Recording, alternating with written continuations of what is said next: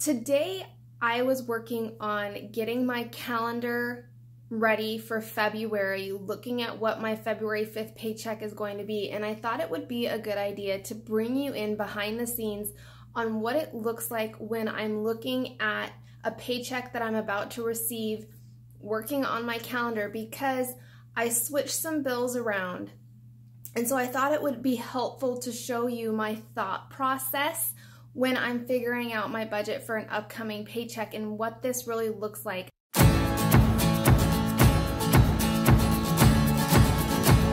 Hi, I'm Kumiko from The Budget Mom. Come along with me as I strive to live a life I love on a budget that I can afford.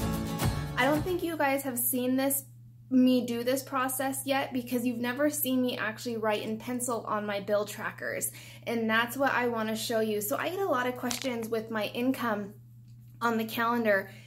People ask me, well, how do you know your exact amount? So when I budget my income, I base it on a expected or estimated amount, the worst case scenario, the least amount I know I'm going to receive. That way I can ensure that all of my bills and expenses can be paid with that worst case scenario, and if I receive more income than what I estimated, I can decide what to do with it at that time. But most of the time you guys see the end product on my bill trackers, the exact amount I'm going to receive. You never see me work with this estimated income. So today, that's what I'm going to show you. I try sharing my story to remind leaders that there is a way out. That with hard work, dedication, determination, motivation, it's all about having a plan for your money. And that's what gives you the true control. Holy crap, it just changed my life. You're like, oh man, Nico, it takes time, it takes dedication, it takes work. But no more credit card debt.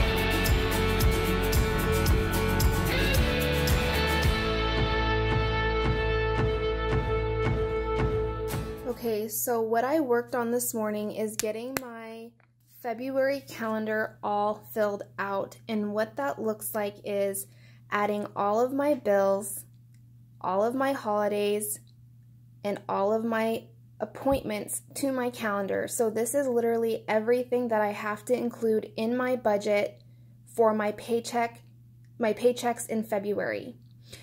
Here is what I was looking at this morning. So I have everything on my calendar. I have everything highlighted. Now, the different colors, if you're not familiar with this yet, I like to use the highlighter method for a lot of aspects in my budget. So everything in blue, I get paid on the 5th. Everything in blue is going to be paid with my paycheck on the 5th. Everything in pink is going to be paid with my paycheck on the 20th. This lets me know very quickly at a glance what bills I'm paying with what paycheck. Now, there was a couple of big changes that I had to make. This is my paycheck that I'm going to receive, my next paycheck on February 5th.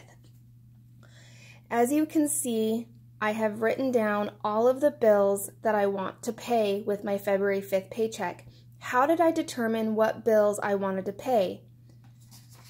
It's by looking at my calendar and by looking at my paycheck for January 5th in January. Why do I do that?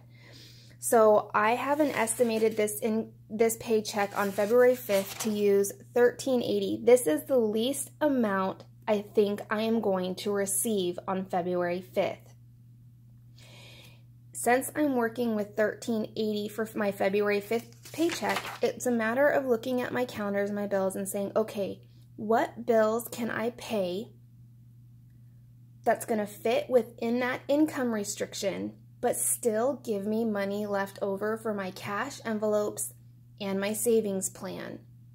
So what I did when I'm working with my estimated income, I looked at my paycheck and I'm comparing my January 5th paycheck to my February 5th paycheck, and here's what that looks like. If we bring these side by side, you can see that I added some bills to my February 5th paycheck that I usually pay with my paycheck on the 20th. Why would I do that? I did that because after looking at and subtracting all of my bills from this estimated income, I realized I had a lot of money left over.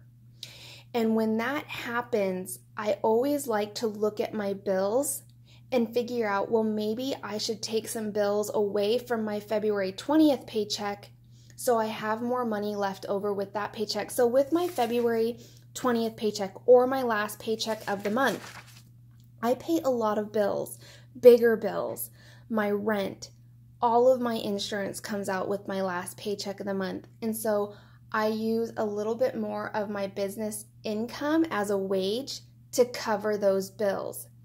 But the less income I can use from my business and my personal budget, the more I can use it for my financial goals. So I decided that I was going to pay a Vista and daycare with my first paycheck on February 5th instead of my February 20th paycheck. As you can see, that gives me $225 extra that I'm going to be putting in to my February 5th paycheck. And it's a matter of working the numbers.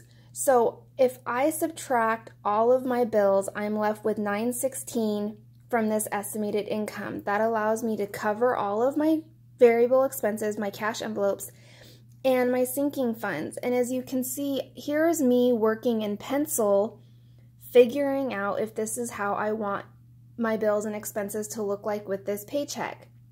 By doing it this way, not only do I take away $225 that I would have spent with my February 20th paycheck, but I still have money left over to dedicate to my financial goals using my personal income.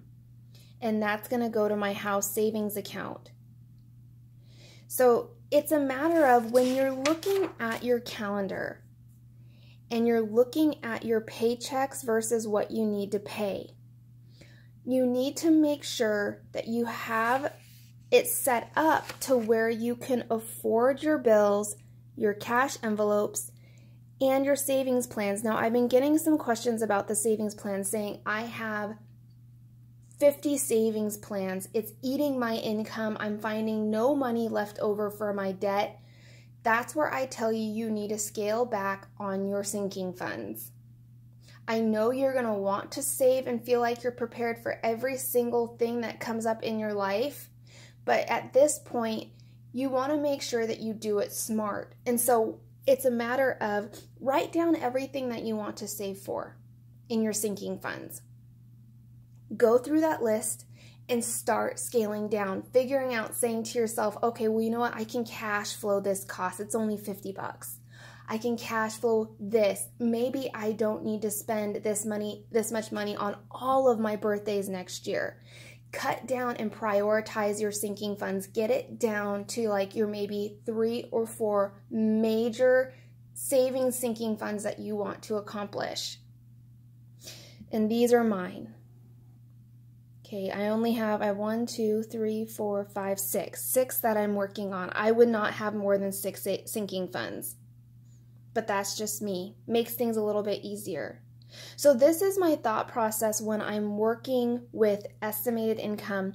You usually see this in pen when I have the exact amount. But this is me writing in pencil, working out the numbers. And you can do that too. Use a pencil on your bill tracker.